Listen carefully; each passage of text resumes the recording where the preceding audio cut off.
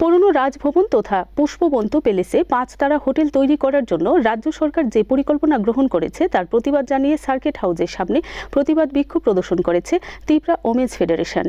পুরনো রাজভবন তথা পুষ্পবন্ত প্যালেস 5 তারা হোটেল তৈরির জন্য তাজ গ্রুপের হাতে হস্তান্তর করার জন্য রাজ্য সরকার যে পরিকল্পনা গ্রহণ করেছে তার তীব্র প্রতিবাদ জানিয়েছে ত্রিপুরা ওমেন্স ফেডারেশন। রাজ্য সরকারের পরিকল্পনার প্রতিবাদ জানিয়ে সংগঠনের তরফ থেকে বুধবার সার্কিট হাউসের সামনে প্রতিবাদ বিক্ষোভ সংগঠিত করা হয়।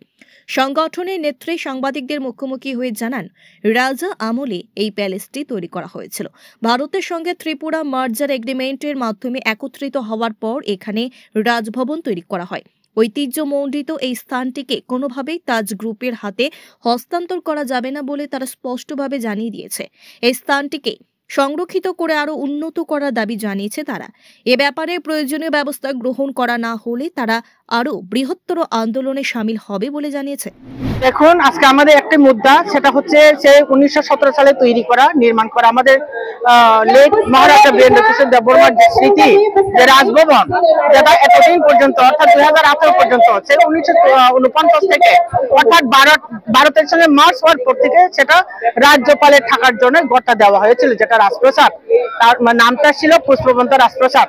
তো এই রাজপ্রাসাদকে ভেরি রিসেন্টলি রাজ্য সরকার সে তাজ হোটেলকে দিয়ে দেওয়ার জন্য ওনারা সিদ্ধান্ত নিয়েছেন, আলোচনা পর্যায়ে আছে বলে আমরা শুনেছি।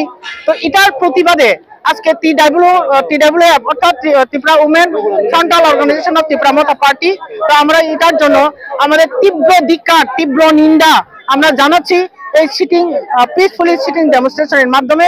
তো আমাদের রিকোয়েস্ট এটাই থাকবে সরকারের কাছে, যাতে এই চিন্তাধারা আবার পুনরায় বিবেচনা করা হোক, রিথিঙ্ক করা হোক, যাতে এই সিদ্ধান্ত থেকে তারা সরে আসুক।